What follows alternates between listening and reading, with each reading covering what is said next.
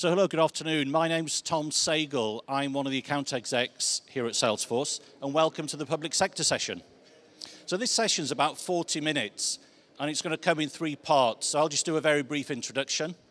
When we were planning this, we were trying to figure out the best way of what we're going to put across customers first. How can we have a useful session that you can take elements away, maybe using your own organizations?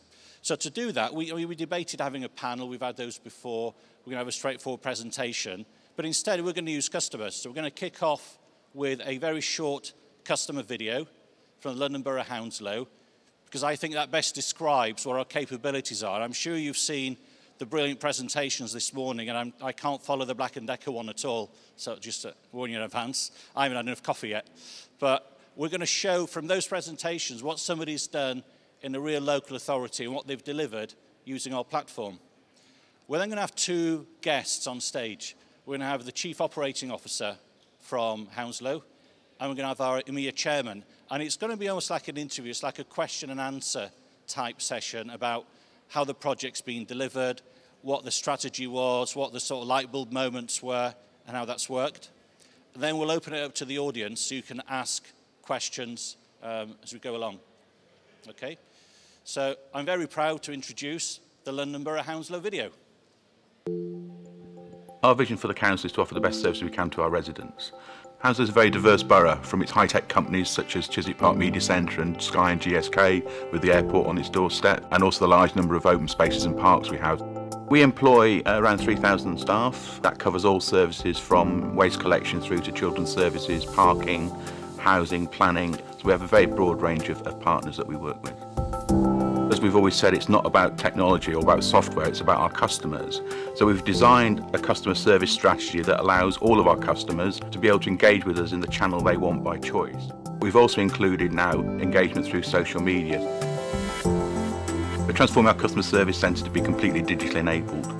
From customers walking the door and being greeted by one of our agents with a tablet with Salesforce One application on it. We've also taken a bold step to be completely transparent about our services. So in the reception area, you'll see 3 screens from the marketing cloud, which shows the sentiment our customers are tweeting about us. A customer service centre that's much more engaging, much more open, much more transparent, and is using digital techniques and tools and services such as Marketing Cloud to make it feel like a kind of modern customer experience. When our residents come in, they don't really have a lot of choice in whether they deal with us or not. We are the only council they deal with. But I think it's important for us to get the same sort of experience they would get from a retail store or somewhere that they're used to going all the time. The key thing is to try and improve services at the same time as having to reduce costs. Traditionally, local government has had several hundred applications, and they're all individual bespoke applications, all having the same components in them. So in looking for a platform-based approach, we were first of all looking for something that was software as a service. We were also looking for something that had the capability to be built out from, rather than building and buying more components. The reason we chose Salesforce was that we can actually have lots of points of entry, lots of different services, but actually underneath it all was just one product, rather than having to buy lots of multiple products. So if a resident calls us, we would open a case in Salesforce and record the question or query they've got. If the resident had contacted us previously, we can also take that opportunity to make sure the previous problem was resolved satisfactorily, or if it's still open, update them on it. So if it was something more complex like a pothole, then they would effectively pass the case automatically through to our partners, who would then go out and resolve the issue and then say that the problem's been fixed. It's become quite clear the last few years that actually customers are in charge through social media. We chose Marketing Cloud really because it allows us to listen to the conversations that our customers are having about us, even if they're not actually talking directly to us, and actually join in those conversations. So if somebody does want to raise a question or a query or a complaint, they can actually tweet it to us directly, and through the engagement console we can pick that up, respond to it directly, and it allows us to provide a true 24/7 service. We've taken the approach of creating a business development function, and its aim is to go out and bid for either external work, so selling our services to either residents that they don't get as part of the normal service offering, and selling our services to other authorities or other companies. In order to do that, we've taken a commercial approach, and therefore we've put in Sales Cloud to help us actually analyse the sales function, what we're achieving, what we're not achieving, what we've bid for, why we've bid for it, our success rates, etc. So it gives us that commercial framework and management information around our kind of opportunities that we're bidding for. Collaboration is really important for a public sector organisation. We rely on a lot of information from our residents and our staff. They're out and about all the time, so it's really important that they're constantly engaging and connecting with each other. The reason we chose Salesforce 1 was its ability through the Force.com objects to actually expand it from the straight CRM offering out into the mobile space and the services for our frontline staff, such as environmental health, trading standards, etc. It also allows us to have a much better view of our residents, because effectively we're recording the resident information in one place, so we have a master record of the residents which all of our services can then look at through the platform. We can now build the vision we've had easily in one place.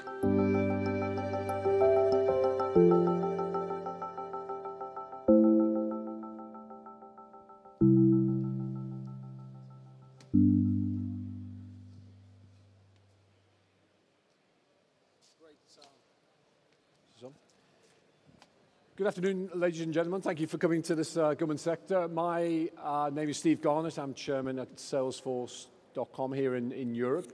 And I'd like to bring up on stage Anthony Kemp, who you'll recognize from that, I think, super video laying out the aspirations and what Hounslow have delivered.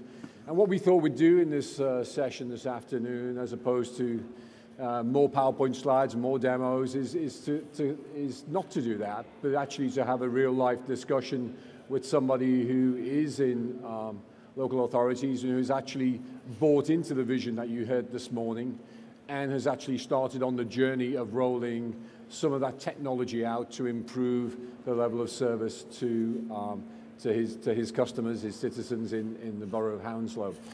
And it was about 12 months ago, actually, if you remember, that we sat opposite each other at a dinner here. Yeah. And I'm not saying that because you're sitting here, I was super impressed with somebody who sometimes, you know, local government, central governments are not seen to be the visionaries, not always.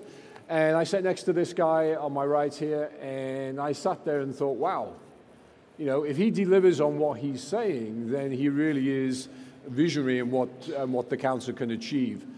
12 months on, I want to find out how much he has delivered and look at some of the challenges and what's gone well and perhaps what hasn't gone quite so well. But when I step back and I listen to what Stephen Kelly has been saying, the government COO, and what Liam Maxwell, the CIO, and Mike Bracken, and the Cabinet Office in general are all saying great things about what I think Anthony's been executing. But, you know, some of my American colleagues have an expression that talk is cheap.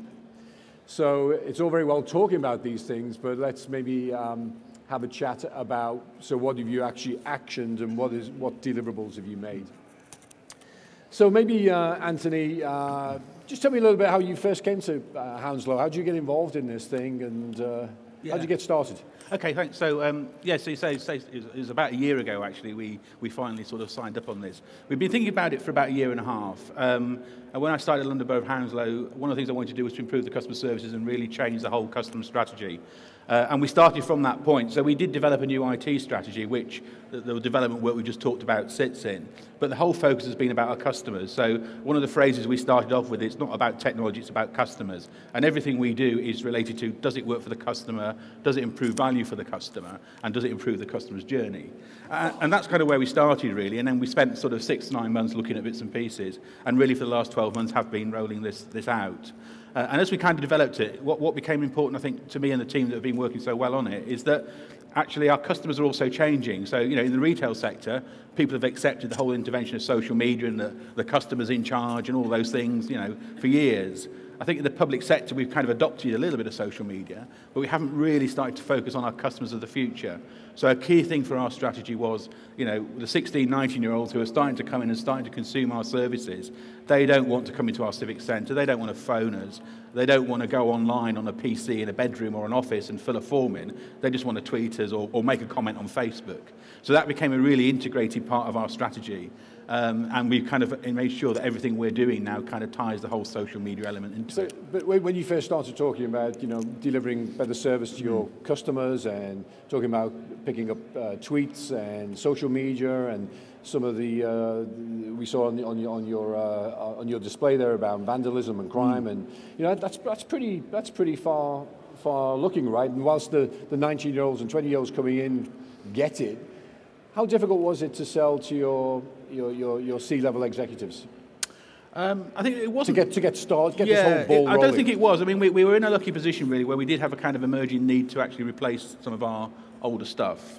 But I think in the present financial climate, because we are making savings out of doing this as well, and I think with the whole challenge around doing more for less, and actually providing better services to our customers, I think it wasn't that hard actually. I think people are accepting now in the public sector that the customers' demand on us has gone up a lot. I think we said in the video and we said in other places that people compare us to the retail experience they've had down the road. And I think, therefore, they expect the public sector to step up to the mark and deliver things the way they do. So our members and everybody were very, very keen to embrace a kind of, a forward strategy. Even though, as you said on the video there, your customer doesn't have choice, really. Yeah. They only have to deal with you, but you were deciding that you were going to step up and deliver a service similar to a retailer or similar to the best of breed? Yeah, I mean, we took the view that our customers don't always have choice, but they should still get a good experience. They do pay us a lot of money for their services. They pay us, a lot of average house pays us £1,500, £2,000 a year in council tax. Some of them will only deal with us once or twice in a lifetime. So people do pay a lot of money for those transactions with the council. And everybody's got busy lives, everybody's rushing around all over the place. So why couldn't they expect a service from us that they would get from, John Lewis's or Amazon or one of those organisations? Mm. So why didn't you just stick with what you already had and just say, well, we've got experience in the old technologies, on-premise, we know how to do that. Change is hard, as we all know. Why not just try and deliver this new experience with the old stuff? Okay, so I think it's a really good question, and it comes back to the fact, I think we said that whilst we were focusing on the customer piece, we also wanted to do a new IT strategy. And when we looked at our IT from a kind of business perspective, what became quite clear is that whilst we've worked over the last few years to make our business quite horizontal in terms of how we deal with customers, so single point of contact, single access points, actually our business systems were still very vertical and were actually related to the old kind of old-fashioned silos of business. And we had something, several hundred applications, some small, some really expensive, that were all maintained separately, all upgraded separately, all had support agreements.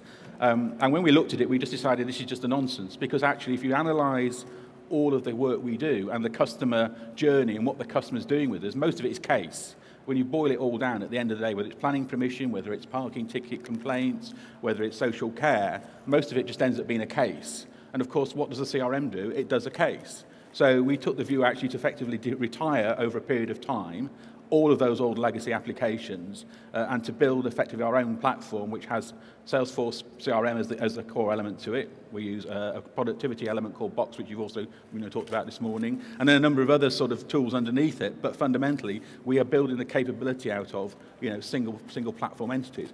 And that allows us then to retire all those old legacy systems, and will save us a load of money and go infrastructure free at the same time. And I think the final thing is then that the IT teams that we have and support teams we have are now being trained in new working ways, and actually they're getting more into adding value to the business in terms of designing new business processes, adding new customer experiences. So that their time, rather than just feeding and watering what were really expensive systems and boxes, they're actually now doing quite creative stuff. So we've kind of managed to shift the whole thing across. I'm still fascinated with how you managed to sell internally, the whole idea of this platform, as opposed to we have a burning problem with cases, with maybe customer complaints around a certain area, whether it's claims or healthcare or whatever it is, because I suppose the normal situation is to go and fix that one problem with a product. Yeah. And how you managed to step back, look at that as a platform, and then engage your senior execs around you, your colleagues and the CEO of Hounslow, to buy into that strategy. How did you do that? I think there was two things. So one was we articulated the current architecture and not criticising the suppliers that produce the current architecture. If you actually look at it in the cold light of day, it's just a ridiculous way to run a business. You would never ever do it like that. So I think that kind of basic commercial, this is not a very cost-effective way to provide services into a business, I think is key. I think people were frustrated with the time it takes to get things changed, so again, in the old world, to change something would take 6 months. In the new world, it takes 6 weeks, So I think from our customer point of view, there was that frustration. And people were crying out for mobility and crying out to be able to do things quicker and be able to speed up the services they provide to the residents. So I think all of those things together provided the kind of, excuse the pun, the burning platform to actually be able to do it. We have really kind of, to some extent, we kind of also take the view that our clients and our customers don't really need to worry about all the gubbins. It's about actually the service processes and stuff that we build on top of it that is really where we kind of sell it to them. It has been a challenge. I think some of our customers internally who are kind of end customer services will say that they found it quite challenging because we're now asking them to articulate their business to us. So historically, somebody would come in and sold a piece of software, and almost sold them the processes and how to do the business. And now we're sitting down with them and saying, define your customer user story, and then we'll start to build it through agile processes and sprints in Salesforce. And I think that's a different process for them, and actually it's getting them back to thinking about actually what is the customer value for what I do, and what do I need to do my job. Right. And people are saying I don't need that anymore. So it starts to take out waste, which is really important in some of the processes that we have. So we're so you're 12 months into the journey. What areas have you changed? What areas have you done and to your satisfaction, and what's on the roadmap? So the roadmap is to do everything. So all services, no infrastructure by 2017 is the kind of end date. Where we are at the moment is that, and for various reasons of complexity and confidence at the moment in terms of these sorts of things, we've put social services to the end of that roadmap. So we're very much focusing on frontline customer services, the kind of environmental services, planning and building control, waste, highways, those sorts of things, community engagement, those sorts of services.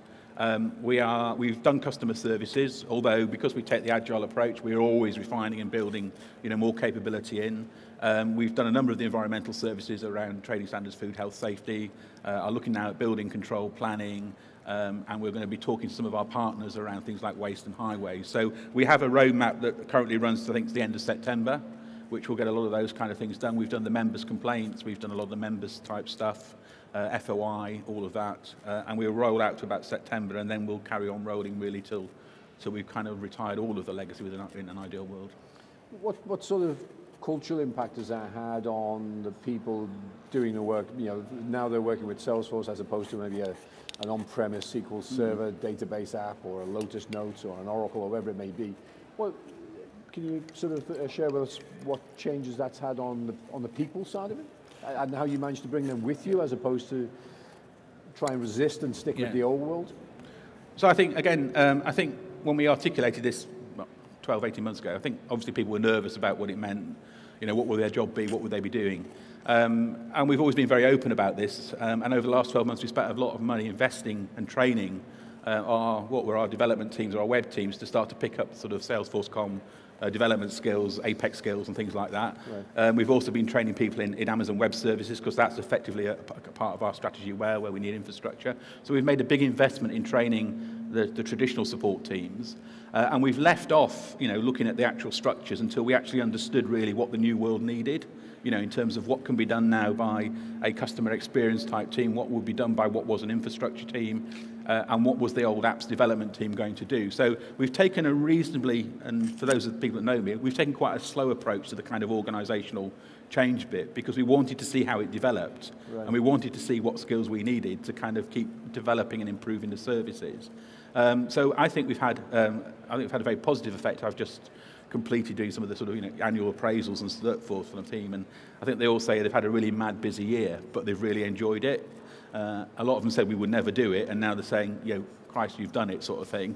But the feedback is very positive, because I think people see that they're actually doing something now that actually adds value to the customer, because most people work in the public sector because actually they're passionate about public services, right, and I think people now start to see what they're doing when they come in is actually improving services and not just maintaining stuff.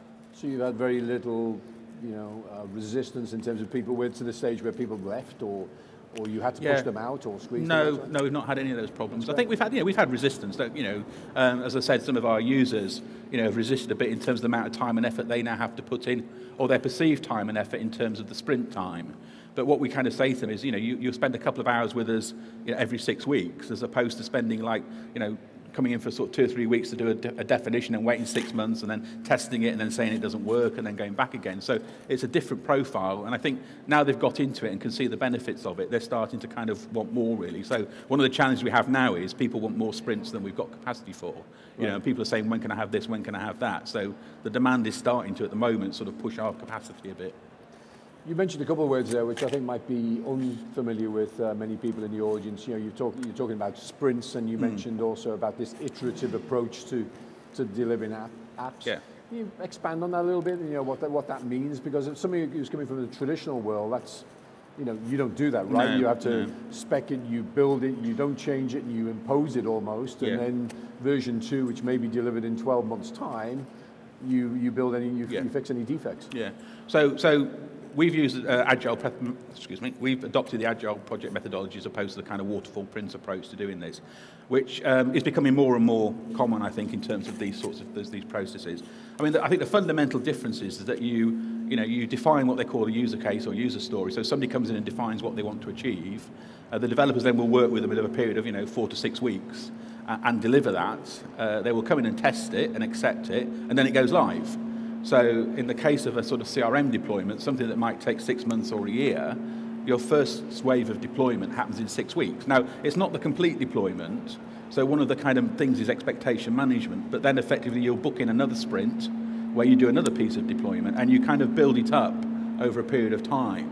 But what you're not doing is effectively specifying something, leaving it for 9 months, then coming back, and then effectively finding it doesn't work, and then having to re-specify it again. So it's very much this, kind of incremental, we'll build something, we'll test it, we'll deploy it, we build something, we test it, we deploy it. Right. And that way, actually, what you can do is get services deployed very quickly, even if they're not, fully complete, and then you can get feedback on them, and then you can incorporate that in the next release and the next release. So it's more about, it's about configuration, a lot of it and stuff, as opposed to, building from scratch. Mm. And how are you measuring success? How are you measuring, what is going well and what is not going well, outside of just a subjective feel for that discipline? Yeah. So we've got a number of things really. I think obviously one is that we will be looking to make savings, and we have a profile that we're doing in order to deliver that. So clearly that will be a key measure.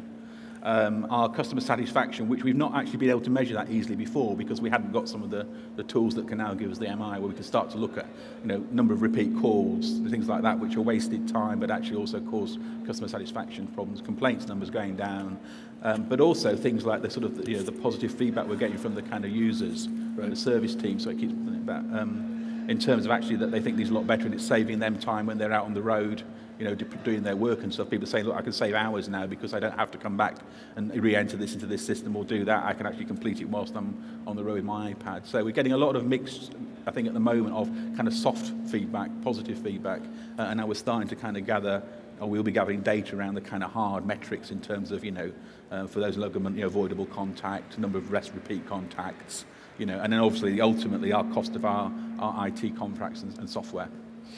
So we saw a lot this morning on the the Salesforce One platform, and it was all pitched around corporate enterprise customers. Were there any particular elements of that resonated with you, Anthony, with respect to the appropriateness for local authorities? Yeah. So I think me and my team would say, and some of them in the audience, was that we've kind of been doing the Internet of Companies for the last 12 months, but not by that name almost, because one of the first things we did was bought Marketing Cloud, and we've integrated that into the core part of the CRM and everything, so that we are having these conversations with customers, and we can talk to them about not just complaints and things, but also events that are going on and stuff like that. So talk me through how would that work then? What's the experience from the customer point of view? What's different maybe now since you're using Marketing Cloud to maybe 12 months ago, 18 months ago when you didn't have that technology? Yeah, so I think the key differences, I think, are, first of all, that if one of our customers says something about us, we will proactively respond to them. They wouldn't necessarily need to contact us directly. If they're walking down the street and go, oh, my street's full of rubbish against their mates, and tweeted, we will see that, we will hear that, we will take it out, we will respond to them and say thank you for your feedback. Really so you sorry tweet to hear a that. case, so and you we will see a tweet tweet, back. you put it into, and then we'll put a case we'll go tweet to case. So we have two ways of doing it. We can either manually go in through the engagement console and talk to the person, and then we can forward it through to our partners to then go out and actually remove the litter and then tweet them back saying it's been done. Or if it's out of hours, which I mentioned in the video, sort of 24/7, if somebody comes home late at night and they find their street lights out and it's the third night it's been out, and they tweet, oh, my wretched street light's still out, we'll pick that up overnight and we'll automatically file a case through Service Cloud and then on to our partners. So actually that's already been logged and been dealt with, even when there's nobody in the customer service centre. So that's kind of where we started. Right. And where we want to take it really is working with our partners in leisure and places like that, so that actually when we see people talking about things like, I went to a really great event in the park the other week, we can then say, well, did you know we've got another one coming up next week? Or we can promote things in leisure centres, which from our perspective, not only does it help us engage with our customers, but actually also from our kind of public health agenda in terms of fitness and less obesity, it allows us to try and promote activities that will make people more healthy. So that's kind of our strategy, is to keep pushing it out through our partners, right. Start to use notifications and things like that in the future. You mentioned talking and pushing it out. I remember when I sat with you 12 months ago, you had this vision that you wanted to build a terrific service, both culture and using technology to deliver that, the Salesforce technology, but also that you had a vision that perhaps other councils would either procure services from you, or actually it was a revenue generating opportunity, or indeed just come to look at you as what you've achieved, what you've learned. And is that happening? Or? Yeah, so we've had a number of authorities come to see us. We've done a number of demonstrations for people. We get quite a lot of requests to come and see stuff. We kind of have been a little bit more cautious than perhaps when we met last year, in the terms of what we wanted to do, which I think the point you made when we opened is we wanted to make sure that we got stuff that we could show people that actually did something, as opposed to just articulating the vision, because the vision's great, but if you can't actually take them there and say, this is what's happening, this is what this customer service agent's doing, it's not real. So we've had those conversations with quite a few people. And I think what we find is that people are at different positions in their life cycles, and therefore they're looking at where they go next. Yeah. But certainly the people that we've spoken to, is quite a lot of large county councils and some small districts. They're very impressed with it. It's just about how, I guess, they start to think about adopting some of this stuff. So some have already adopted for a very specific service, rather than the kind of overall platform.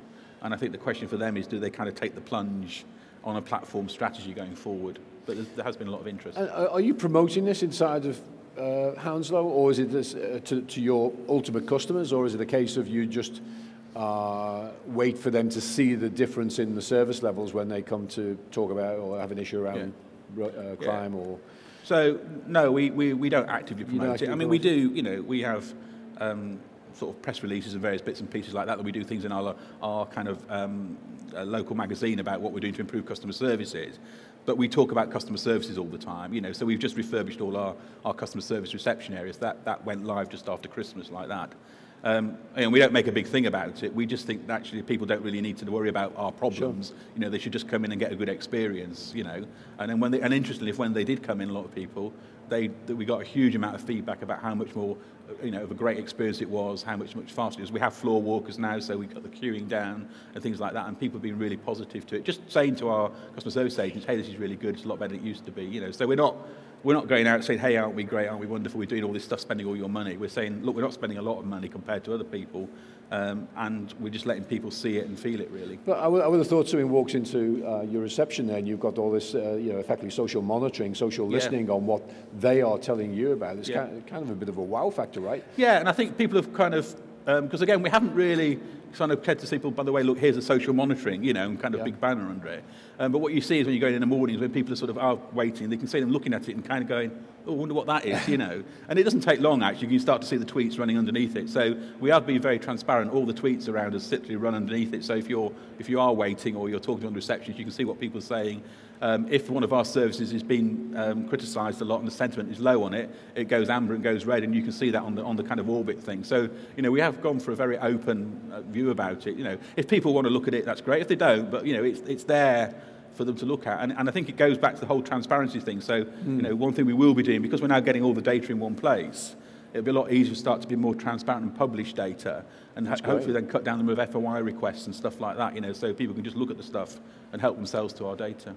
That's great. I mean, one of the things we did at Salesforce many years ago now was, actually, through our adversity, we had a couple of disruptions in our service level. This is going back 7 or 8 years ago. We decided that we publish our uptime on trust at salesforce.com, and it's been a revelation, so our customers can look at, if occasionally we stumble and we don't provide the right level of service, they can see that through a simple, dashboard of traffic lights we're going well. Yeah. That's been a revelation, I think, to customers. And that's actually ours. Our residents have said, pay for it. So, why can't they see what our call response time, if that's what they want to look at, is? Why can't they see the number of complaints we're getting? Why can't they see what the social comments are about us? Because actually, we're providing a service to them. It's their service. They're paying for it. Yep. And actually, I think what is interesting is actually that people, if you're open and transparent with people around this stuff, what you tend to find is self-moderation. So, when I talked about doing this, and people would say, oh, but what if somebody starts slagging you off? What you find actually, if somebody is sort of slagging you off and being unreasonable, you'll get other people say, well, hang on, give them a break, because actually they're working really hard to do this, like when you had a load of snow or whatever, So these things tend to self-moderate. So we don't moderate any of this. We don't have people, sitting there moderating. We keep an eye on it for kind of obscenities, and we've got the filters, but we're not massaging it in any way. It is what people say. Great, great. And I'll throw it out to questions fairly soon. So if you start to think of what you'd like to challenge Anthony on and what he's been delivering, which I think is, by the way, I think is tremendous. But in terms of in 6 months' time, or by the end of the year, if I was to come see you again, which I will do, yeah, what would be different? What's next in the pipeline that you've got to deliver? I think if we say 6-9 months' time, I think what you'll see is probably not much different in the Civic Centre, because we've kind of done the front-end customer service bit. Right. I think if you walk around the borough, what you'll see is people like trading standards people, waste officers and that walking around with iPads or Android devices and actually fulfilling, building control people coming to the house and fulfilling the task there and then on an iPad or an Android with the Salesforce One. If somebody comes into your house to do an assessment, a financial assessment, they'll be doing it there and there with you. So I think what we'll find now is that as we start to push out and replace some of the large legacy systems, then those mobility solutions from Salesforce One app will go out with it. And I think people will therefore start to see a lot more people out and about doing stuff with handheld devices and things. Right. And actually the speed of fulfillment, it was shown this morning, but the speed of fulfillment will be instant because the answers will come up instantly. There won't be double keying and stuff like that. So I think it'll actually become more visible. If you were to ask our customers probably in 9 months' time, I hope they would say actually the services are a lot quicker, a lot faster, more consistent, that every time we get the same answer when we ask. So we bought Knowledge, we're about to populate Knowledge, so when our customers ring up, our customer services assistants can go into Knowledge, right, if they don't know the answer, and we've got a consistent answer and a standard answer. So what you don't get is one resident being told one thing and another being told another. So I think they'll say we're consistent, we're value for money, and actually we're faster and more responsive, and we get it right first time. Terrific, terrific. And are you now starting to be able to switch off some of the legacy applications that because obviously I assume there's been some double running, as it were? Yeah, so this year we are quite heavily into double running. We've got a number where there are a few residual elements that they're still running. And I think we're getting to the point where we will turn those off and then see where those residual elements are needed, because people can't quite work out what they are. But we plan to start turning off, I think we've got some data migration to do soon on one of them, and I think then we will start to close them down. So we'll be closing down. I think now the elections, well, obviously today for people that live in London, we've got elections. Once the elections are through, then we'll look at starting to move some of the applications down. So finger in the air percentage by the end of the year, sort of percentage of stuff in the cloud and on Salesforce and Box you're using as well, and percentage that's on-premise? By the end of this year? Roughly? Go on, people are going to kill me in the room that work for me now. One of them said, I'm coming today to hear what you say, so I know what I've got to do. I think I would hope 70%, 75%. Cloud? Yeah.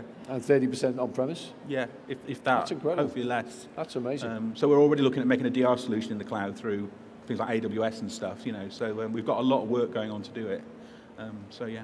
That's amazing. I mean, as Salesforce, we're a $5 billion business, and we actually only run one piece of software on premise, which is financials, but Oracle Financials, unfortunately. Yeah. Anyway, it's enough of me asking questions. Perhaps I can throw it open to people in the audience to ask some questions. Sir, in the front. Thank you. My name is Matt Southwood, London Borough of Hounslow. What was the biggest challenge for you over the last 12 months or so of implementing Salesforce within the council? Biggest challenge? I think getting our customers, our internal customers, so the environmental teams and people like that, to kind of understand that their role in, I guess, well, it's not really IT anymore, but their role in actually kind of developing services and systems was changed. This whole thing about the agile bit and that. So I think that was one. I think with the broader approach to our broader platform, I think trying to get people to be a little bit more self-sufficient, So the products we're buying, we took the view early on, and perhaps this is a learning with them, is that these things you can use at home, you can download them at home, they're commodity, stuff, and actually it's not beyond the wit of man to be able to work out how to use it. Fortunately for some of my staff, it's too challenging. They want training in the old way in it, and we'd never factored that in. So we are putting in now more floor walking and support around some of the things to do that. And I think then the other challenge has actually been the fact that people want us to go faster than so we had a very aggressive program to start with, but I think once one business area sees somebody with the new tools, they want them, and they want them next week, and it's kind of like, well, we have quite a dense plan now in terms of doing stuff. So managing the expectation, I think, has been the other one. And I think, when we do hit a hiccup, which you do with all these things, people kind of expect it just to work now because of the fact of what it is. So there's a sort of expectation management, but it's not been it's not been hard work. It's just you know, it is quite a big shift for us. We were very, very old-fashioned. We had a very old-fashioned set of desktops and tools, and therefore one of the biggest challenges we've had is actually going from kind of almost stuff that's unsupported, and migrating some data into things where the data won't migrate very well in Outlook and stuff. But it's not been, my team will probably be cursing and blinding, but it's been manageable. Yeah. And you think you'd do different? No, I don't think I would. Mainly because I think you could sit and plan this stuff forever, and actually you just need to get on and do it, and I think the beauty with the kind of agile approach is, as long as you can maintain your stakeholders, communication's probably a bit more, but then I think you can never do enough communications, but if you can manage your stakeholders, actually just getting on and doing something and proving something, and getting on and doing something. Otherwise you could just spend a year talking about it, and by the time you've spent a year talking about it, the requirements changed again. So I would just say get on and do it. Hi, sorry. Sorry, hi. I work for a charity in Camden, and I wondered if you could talk a bit about your partners, because I'm assuming you work with lots of partners, and how, if they weren't on Salesforce, and managing data between them about your customers and how that works. So I think, as I mentioned, so we haven't yet done a huge amount with our, and so we've done a bit. We're starting to talk to our, our commercial partners, where there's a very specific kind of service delivery thing, which is easy to deal with, such as highways and stuff. With some of our kind of third sector partners and health and people, we've kind of talked to our public health teams about what we're doing and how we're doing it, and we're talking to our community engagement teams will be one of the first teams we've rolled out with some of these solutions. So they're kind of looking at using some of it like chatter and stuff for community engagement and debate and stuff.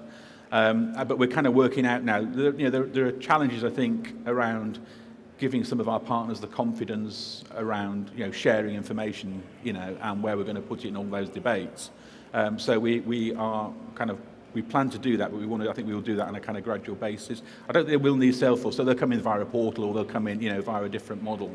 But I think the fact that we have got, and we'll have a very strong single view, we think it's really important that our partners are kind of sharing that information and helping us update it.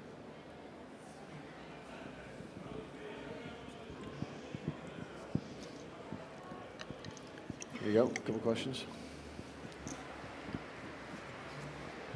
Hi Steve, hi Anthony. A very impressive demonstration of the power of the marketing and cloud, service cloud elements of Salesforce. What was great about this whole event, and in a session I was in next door with John Lewis, was Salesforce is here bringing customers, and that's really what we're interested in. So if you don't mind, I'll ask a question about somebody else you mentioned, which was the box, sort of cloud storage element. I'm just wondering how that works when you're obviously dealing with a lot of confidential information around cases, maybe social work, and some of those elements. How do you decide which data goes where, if you see what I mean? Okay, so I think the answer to the question really is the same for it's Salesforce or Box or anything else, actually. So we have taken a very clear risk-based approach to data storage. So what we do is we look at the data, we analyse what it is, we analyse how sensitive it is, we analyse the risk around it, we put in mitigations where we believe there is a risk, and then we analyse the residual, and then we take a view as to whether we're going to store it either in Salesforce Box or any other kind of, if you like, cloud-based solution for the moment. And we apply that to all of it, so we have risk assessments for all of that. And that's the way we do it. So, as I said, we deliberately moved planned social care, which is really where most of our very sensitive information is, to the end of the rollout, not because actually we don't think there's not because we think there's a risk, but I think we have a bit more work to do with our kind of clients in terms of actually confidence, because there's been so much stuff in the press around, onshore, offshore, all of this. So we decided to move the very sensitive stuff to the end of the program, so that actually, hopefully, hopefully, and I think that other people talk about this, is that we'll have got a more mature approach to where we store our data and how we manage our data, and we'll have kind of stopped worrying about all the kind of buzzwords and phrases and things that have come in, and we start to take a real risk-based assessment approach to it. Yeah, I was talking earlier on, I'm going to ask a question at the analyst briefing about sensitive data, and one of the things that's always been the case with Salesforce, even in the commercial sector, we probably store the most sensitive data of our commercial customers, their customer complaints, their forecasts, their revenues, their product enhancements, and on and on and on. And almost all the enterprise customers have security departments that come out and come camp with us, and when the business says, oh, we want to go Salesforce, the security department comes out and says, no, you're not. And we spend a week going through, you know, online security, physical security, access denial, and on and on and on. And then they go back and say, actually, the security in Salesforce is substantially better than anything we've got in our own Yeah, place. and I think it is. I think people. So, you know, part of our approach is we do the risk assessment. We also do a risk assessment of our current situation, and what you find is the risks are different. You know, by having stuff on site, there are risks. You know, Sure. but they're just different risks.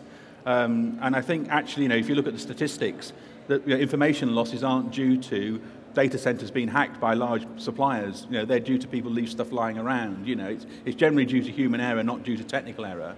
And also, again, you know, we take comfort in the fact that, you know, the suppliers we've talked about, you know, not just Salesforce but others, you know, they're storing data for large organizations, which the confidential value of that from a kind of product development point of view is worth billions of dollars. And if that got hacked, their business will be ended, you know. So we can, you know, you can take confidence in that. So I think it's about understanding it, understanding the risk, and then making sure that actually you're clear about the mitigations. And in some cases, those mitigations end up being, you know, people policy mitigations in terms of HR things about you must not do this, you know, and that's the way to do it. Yep. There's a question over there, I think so. Here you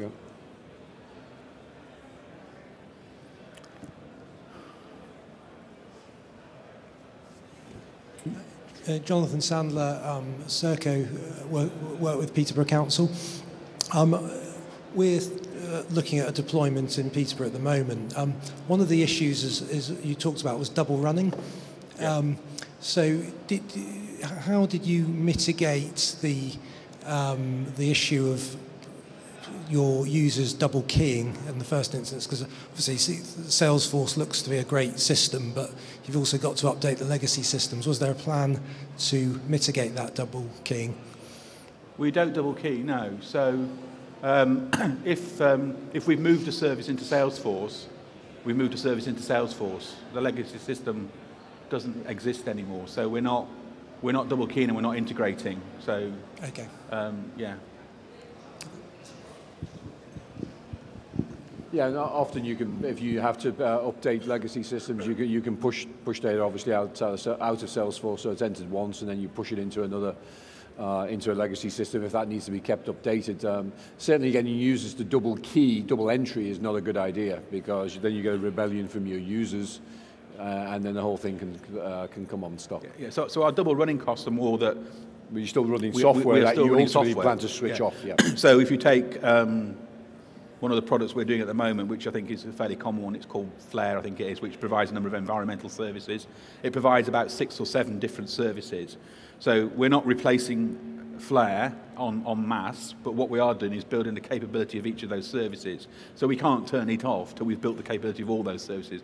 But once public health is migrated, the public health team will use Salesforce and Salesforce One. They won't touch Flare again. So that's the plan. So the double running is more about actually paying for licenses in the new world in terms of, you know, SaaS and PaaS and that, and actually still having support agreements and infrastructure supporting the old systems whilst they're being sort of phased out. It also flags the old way of working wasn't very good, in the sense of not only just the technology, but you had to buy clunky licenses for machines, regardless of how many users were on there, and that's what you're saying.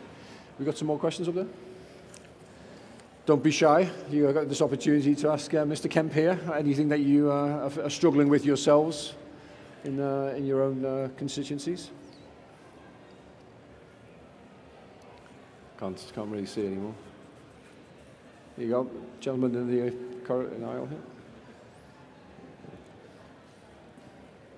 How are we doing on time, Tom?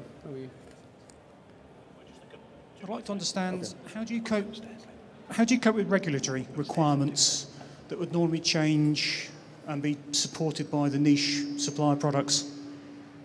Sorry, I didn't quite... Regulatory requirement changes for reporting and so on. Oh, right, yeah.